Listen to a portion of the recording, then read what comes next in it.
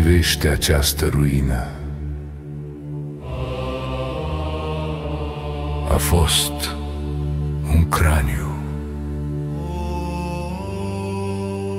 odată plin de suflet, de viață. Această închisoare strâmtă a fost refugiul vieții. Acest spațiu a fost tronul misterios al gândirii.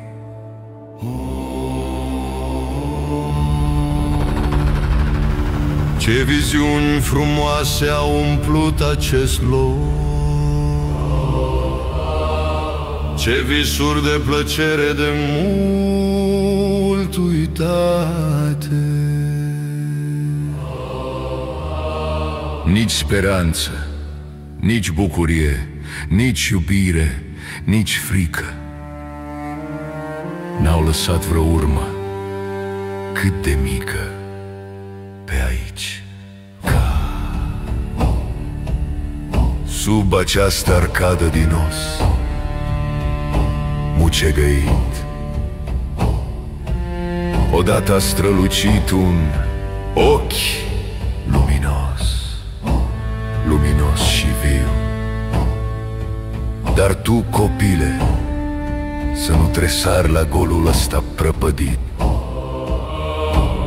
căci dacă iubire de om a mișcat acei ochi tremurânzi, dacă nu au sclipit niciunui foc nelegiuit, ci au radiat prin roa bunătății,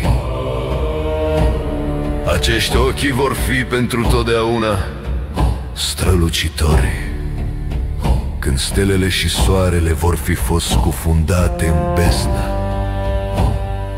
Înăuntrul acestei caverne goale a atârnat limba mereu gata, iute sau melodioasă. Dar dacă a disprețuit mierea minciunii și când nu a putut aduce laudă, a rămas înlănțuită. Dacă a vorbit îndrăzneț în cauze virtuții și nu a rupt vreodată blânda armonie, această limbă tăcută va duce lupta pentru tine, când timpul va dezvălui eternitatea. Eternitatea. Spune, fiule, au săpat aceste degete în mine, au strălucit cu invidiatele rubine, au cioplit piatra brută sau au purtat nestemate. La nimic nu le este de folos acum. Dar dacă au răsfoit pagina adevărului sau dacă au adus alinare aceluia ce plânge, aceste mâini o răsplată mai bogată vor pretinde decât tot ce slujește la avuție și la faimă.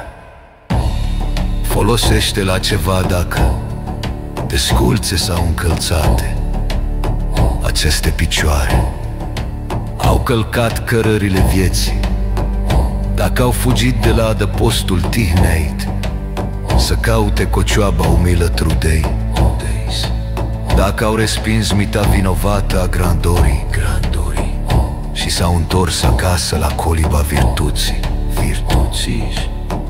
aceste picioare vor rivaliza cu aripile de înger și vor călca palatul cerului.